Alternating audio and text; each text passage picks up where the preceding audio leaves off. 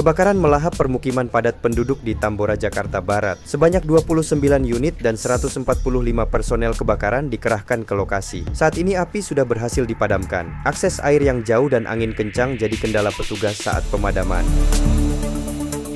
Kendalanya pertama, sumber air cukup jauh, kemudian yang terbakar padat hunian, sehingga untuk memudahkan untuk perambatan. Jadi perambatan ditambah angin kencang dan struktur bangunan yang mudah terbakar.